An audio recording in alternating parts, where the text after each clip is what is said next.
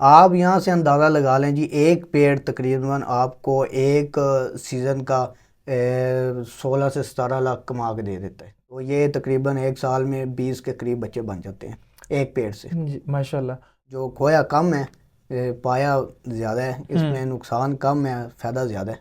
इसके लिए आपको कोई दुकान ख़रीदने की ज़रूरत नहीं है, और ये टैक्स पेड कारोबार भी नहीं है। रिसेंटली एसीबी का शो था, तो वो अल्हम्दुलिल्लाह मैंने ब्रॉन्ज़ मेडल जो है विन किया है पीछे। अब 1 घंटा सुबह दे, 1 घंटा शाम को दे, तो ये बड़े अच्छे तरीके से मैनेज हो सकता है। मैनेजमेंट इसकी अच्छी होनी चाहिए। अब बर्ड तो लगा लेते हैं, ब्रीड भी करवा लेते हैं, लेकिन सोशल मीडिया पे एक्टिव नहीं होते।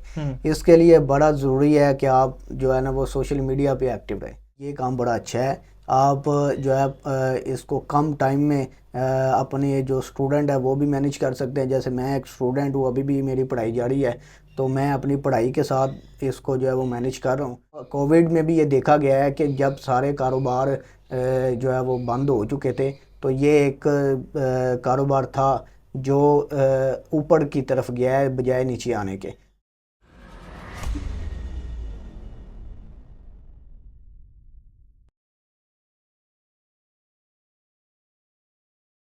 अस्सलामुअलैकुम, दिस इज़ मोहम्मद अरफान एग्रीकल्चरस। आज हम आए हैं लाहौर में आपको विजिट करवाने के लिए अली रज़ा भाई का लव बर्ड का सेटअप। अली रज़ा भाई माशाल्लाह से पिछले 3 साल से लव बर्ड्स को ब्रीड करवा रहे हैं। उनके पास माशाल्लाह से लव बर्ड में हाई मोटेशन लगी हुई है। आए अली रज़ा भाई से बात करते हैं और जानते हैं इनकी जर्नी के बारे में। अस्सलामुअलैकुम। वालेकुम अस्सलाम रहमतुल्लाह। रज़ा भाई कैसे हैं? अल्हम्दुलिल्लाह। रज़ा भाई सबसे पहले अपना छोटा सा इंट्रोडक्शन करवा दें। जी, मेरा नाम अली रज़ा है, और बेसिकली मैं स्टूडेंट हूँ, और मेरे पास जो है वो लव बर्ड की हाई म्यूटेशन जो पे मैं वर्किंग कर रहा हूँ। और इसमें रिसेंटली एसीबी का शो था, तो वो अल्हम्दुलिल्लाह मैंने ब्रॉन्ज़ मेडल जो है विन किया है पीछे। माशाल्लाह। तो अली रज़ा भाई किससे मोटिवेट होकर लव बर्ड फार्मिंग में आए थे? देखें, जब मेरा शौक़ तो शुरू से ही था, तो मेरे पास कुछ बजरी भी पड़े हुए थे, लव बर्ड में भी पड़े हुए थे। तो जब आया ना कोविड, तो उसमें मेरी जो यूट्यूब पे टाइम थोड़ा ज़्यादा गुजर रहा था, टाइफाइड बुखार भी था, तो वहाँ पे सोशल मीडिया पे मुख्तलिफ़ वीडियोस मैंने देखी। तो पता चला कि ये तो एक पूरा कारोबार है, तो इसको जो है वो आगे बढ़ाना चाहिए और अच्छी म्यूटेशन में वर्किंग करनी चाहिए। तो इसी इसी जो है ना वो सोशल मीडिया से ही वो मोटिवेशन मिली, तो आगे बढ़ाया मैंने। माशाल्लाह। तो रज़ा भाई आपको लव बर्ड की सबसे अच्छी कौन सी बात लगती है लव बर्ड फार्मिंग की? लव बर्ड फार्मिंग की सबसे अच्छी बात यह है जी कि ये जो है वो ब्रीड अच्छा करता है। इसमें जो बच्चे एक वक्त में आपके पास 5 से 6 भी आ जाते हैं, तो साल में तकरीबन 16 से 20 बच्चे एक पेड़ दे देता है, और उसमें आपके पास अर्निंग काफ़ी अच्छी हो जाती है, बिक भी जल्दी जाता है। तो ये एक इसका प्लस पॉइंट है। तो रज़ा भाई स्टार्टअप में कितनी इन्वेस्टमेंट से लिया था आपने? स्टार्ट मैंने 2 पेड़ से किया था।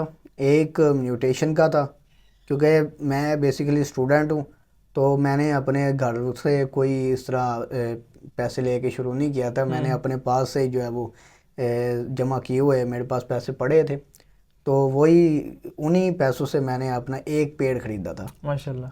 जो कि था green opaline split blue into parblue का पेड़ था। हम्म।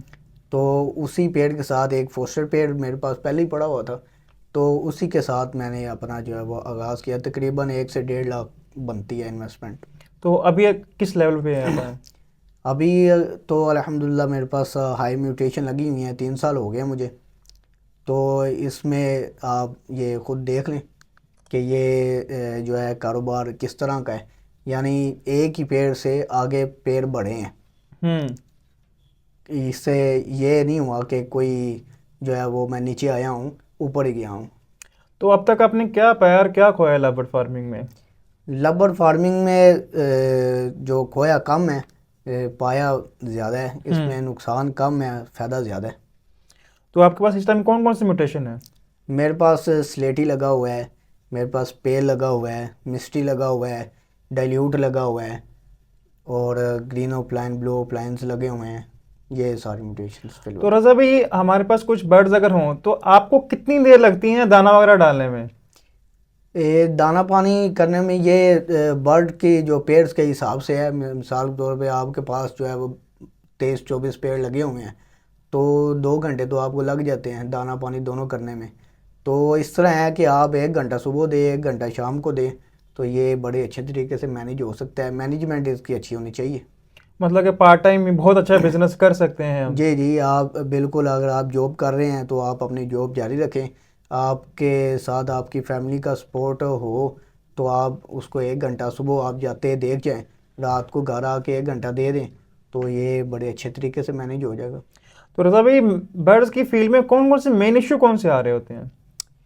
बर्ड की फील्ड में जो मेन इशू ये है कि अगर किसी के पास क्वालिटी बर्ड नहीं है तो उसको सेल करने में थोड़ी मुश्किल होती है। वरना अगर किसी के पास क्वालिटी बर्ड पड़ा हुआ है तो लोग जो है वो खुद रब्ता करके आपसे बर्ड खरीद लेते हैं। तो एक्सपेक्टेशन क्या रखते हैं लव बर्ड फार्मिंग से आप? लव बर्ड फार्मिंग में जी अभी काफ़ी इसका फ्यूचर देखा जा रहा है कि अभी इसमें काफ़ी म्यूटेशन अभी नई और भी आ चुकी हैं। जैसे स्लेटी है, मिस्टी है, डेल्यूट है। डेल्यूट तो चलें थोड़ा 1-2 साल पुराना है, लेकिन स्लेटी बिल्कुल न्यू म्यूटेशन है, मिस्टी भी न्यू है, आगे एक्वा आ रहा है, ग्रेविंग आ रहा है, ये अभी बिल्कुल न्यू है। अभी आगे और बड़ी म्यूटेशन पड़ी हुई हैं, तो इसमें एक के बाद एक म्यूटेशन आ रही हैं। तो इसी को देखते हुए ये लगता है कि इसका जो फ्यूचर है ये काफ़ी ब्राइट है। इंशाल्लाह। तो रजा भाई, एक साल में कितने क्लच कर रहे होते हैं, यानी क्लच में कितने बच्चे आ रहे होते हैं लव बर्ड्स के? ये 1 साल में 4 क्लच, 4 से 5 क्लच भी ले जाते हैं जो साथ फोस्टिंग करवाते हैं, और एक क्लच में हम 4 बच्चे कम अज़ कम जो है वो एक्सेप्ट करते हैं। तो ये तकरीबन 1 साल में 20 के करीब बच्चे बन जाते हैं एक पेड़ से। जी माशाल्लाह। तो बच्चों की केयर किस तरह करते हैं? कभी होता है कि बच्चे एक्सपायर हो रहे थे, उसकी रीज़न क्या होती है एक्सपायर होने की? ये असल में होता है कि अगर कोई बंदा जो है वो बेध्यानी कर रहा हो और उसकी जो दाना पानी करने में कोई प्रॉब्लम आ रहा हो, या इस तरह होता है कि जैसे कि चिक्स निकले हुए हैं तो चिक्स छोटा होता है, तो उसको पहले मिसाल के तौर पे 3 दिन 2-3 दिन जो है वो सोर फूड नहीं डालनी चाहिए या विटामिन नहीं देने चाहिए। तो कुछ तो रूटीन में विटामिन दे रहे होते हैं जो नहीं देने चाहिए। तो ये छोटी मोटी होती हैं गलतियां जो हमें पता नहीं होता, जिसकी वजह से ये एक्सपायर होते हैं। तो रजा भाई, एक बच्चा सेल्फ हो रहा है, क्या उसे सेल्फ होते सार की बड़ी एवरी में छोड़ देना चाहिए कि छोटे केज में रखना चाहिए उसे? नहीं नहीं, ये सब बिल्कुल नहीं करना चाहिए। पहले आपको एक उसको छोटे खाने में रखना चाहिए तकरीबन 1 से 1.5 माह, फिर आपको उसको बड़ी जो फ्लाइट में छोड़ना चाहिए। तो रजा भाई, अर्निंग कितनी कर सकते हैं हम इनसे? आप यहाँ से अंदाज़ा लगा लें जी, एक पेड़ तकरीबन आपको एक सीज़न का 16 से 17 लाख कमा के दे देता है एक पेड़। माशाल्लाह। तो आप अंदाज़ा लगा लें जिसके पास कोई 10 पेड़ लगे हों वो कितनी अर्निंग कर लेगा। तो रजा भाई, एक बंदा दूसरे शहर से बर्ड लेके आ रहा है अपने शहर में, तो लाते साल क्या केयर क्या करे अपने परिंदे की वो? लाते साथ ये पहले तो उसको क्वारंटाइज रखे, यानी अपनी एवरी से अलहदा रखे तकरीबन 15 दिन। चाहे वो जहाँ से भी बर्ड ला रहा है, जिस भी एवरी से ला रहा है, सबसे पहले तो वो ये देखे कि वो जिस एवरी से बर्ड ला रहा है उसकी सफाई कैसी है। ठीक है जी, अगर तो उसकी सफाई का निज़ाम बड़ा अच्छा है तो फिर बड़ी अच्छी बात है। आप जो है फिर भी आपको ये चाहिए कि आप आके अपने बर्ड को अब 15 दिन अपनी एवरी से बाहर रखें। तो अगर तो उसको कोई बीमारी वगैरह या कोई ऐसा वायरस होगा तो वो 15 दिन तक तो शो हो जाएगा आपको, वरना फिर प्रॉब्लम हो सकती है। तो 15 दिन के बाद आप अपनी एवरी में इसको लेके जा सकते हैं। तो रजा भाई, आइडियल बर्ड रूम कैसा होना चाहिए? आइडल बर्ड रूम आपका जो है वो हवादार होना चाहिए, यानी जो हवा का सर्कुलेशन उसमें लाजमी होना चाहिए। बिल्कुल बंद रूम नहीं होना चाहिए।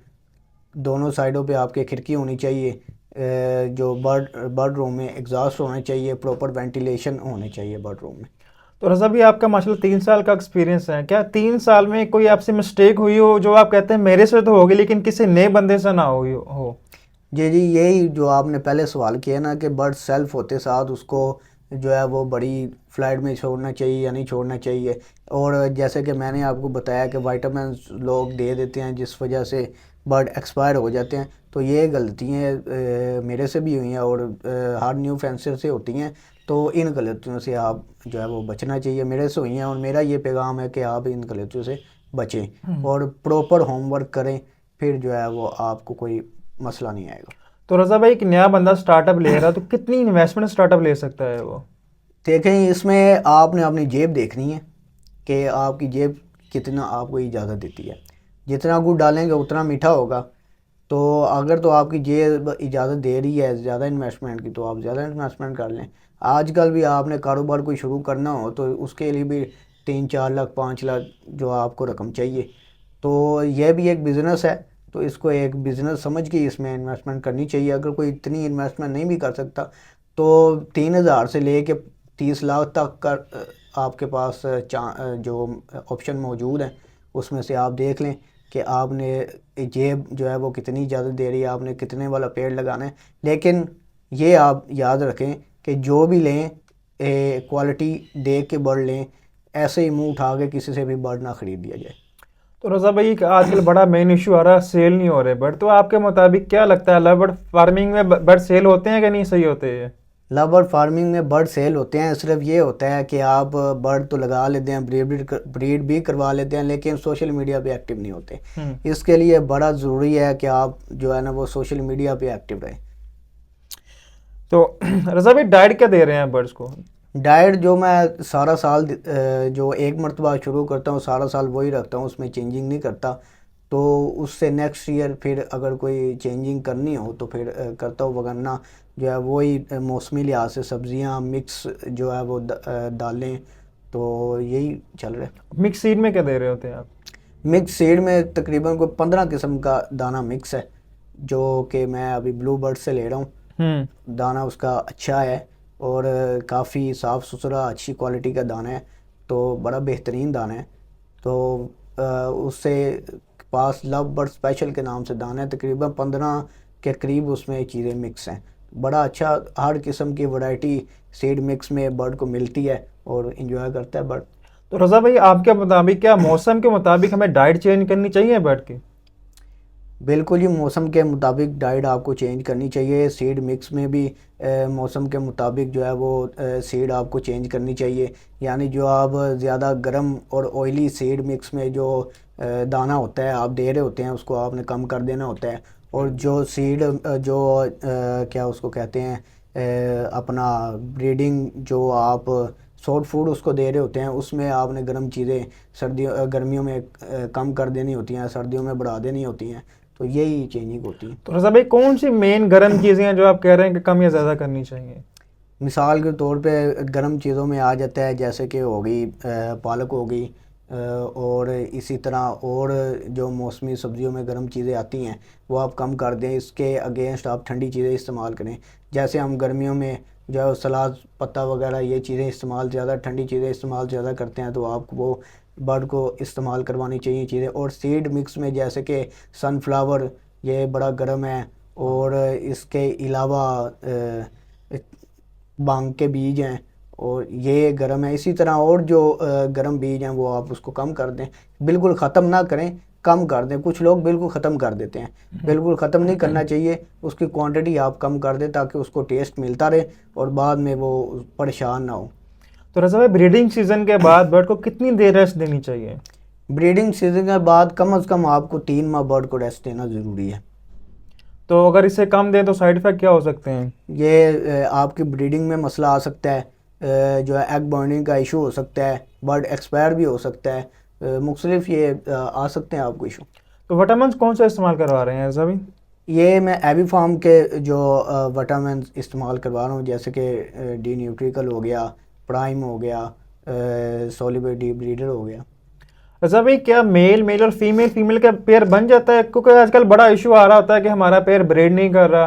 तो आपके मुताबिक क्या ऐसे पेयर बन जाते हैं? इसमें सबसे बड़ा इशू ये है कि लोग बर्ड ख़रीद लेते हैं, उसका डीएनए नहीं करवाते। तो सबसे पहले तो आपके पास बर्ड का डीएनए होना बहुत ज़्यादा ज़रूरी है। जो भी आप चाहे आप एक जो है फोस्टिंग पेड़ ही है, सस्ते सस्ता पेड़ ही क्यों नहीं ख़रीद रहे, लोग अपना 1,000 रुपया बचाने के लिए सारा सीज़न अपना ज़ाया कर देते हैं। तो ये बड़ा इशू है। आप तुक्के लगाते रहते हैं, बाद में फिर ये कहते हैं कि जी लव बर्ड ब्रीड नहीं करता। लव बर्ड ब्रीड करता है। आपका जो है वो डीएनए क्लियर होना बहुत ज़्यादा ज़रूरी है। तो रज़ा भाई आपके मुताबिक एक परिंदा एक बर्ड ने एक जगह पे ब्रीड की है, क्या अगर उसका हम केज की जगह चेंज करते हैं क्या वो डिस्टर्ब हो जाता है, वहाँ जाकर ब्रीड करता ही नहीं करता वो? जी बिल्कुल, अगर आप इन ब्रीडिंग सीज़न उसका केज चेंज कर देंगे फिर तो प्रॉब्लम आएगी। अगर आपका ब्रीडिंग सीज़न ख़त्म हो गया है तो फिर आप चेंज कर सकते हैं। तो रजा भाई ब्रीडिंग के लिए प्रिपरेशन क्या करनी, प्री प्लानिंग क्या करनी चाहिए? ब्रीडिंग के लिए आपको प्री प्लानिंग करनी चाहिए। आपको देखना चाहिए हमें जो है वो इन ब्रीडिंग सीज़न किन चीज़ों की ज़्यादा ज़रूरत है। जैसे कि कैंटरिंग टॉर्च है, उसकी बड़ी ज़्यादा ज़रूरत होती है, तो वो आपके पास होनी चाहिए। बर्ड को खुदा ना खास्ता कोई चोट लग जाती है, उसके लिए आपके पास पायोडीन होनी चाहिए। इसी तरह सूडो क्रीम बड़ी इफ़ेक्टिव है, वो आती है, वो होनी चाहिए। उसके अलावा भी आपको जो है ना उनको देखते रहना चाहिए कि जी ये जो है ना आपका इसके लिए टाइम बड़ा इम्पोर्टेंट है। के अलावा आपके पास वो ट्रिपल सी एक एंटीबायोटिक आती है, अपने ब्रीडिंग सीज़न से पहले आपने उनको वो कोर्स करवाना होता है। और कोशिश किया करें कि अपना एंटीबायोटिक का कोर्स हर 6 महीने बाद जो है वो आपको करवा लेना चाहिए। तो रजा भाई कौन सी मेन बीमारी अटैक करती हैं लव बर्ड्स पे? लव कोई ज़्यादा से ज़्यादा इनको जो है वो सोखड़ा हो जाता है। इसके अलावा लव को बुखार हो जाता है।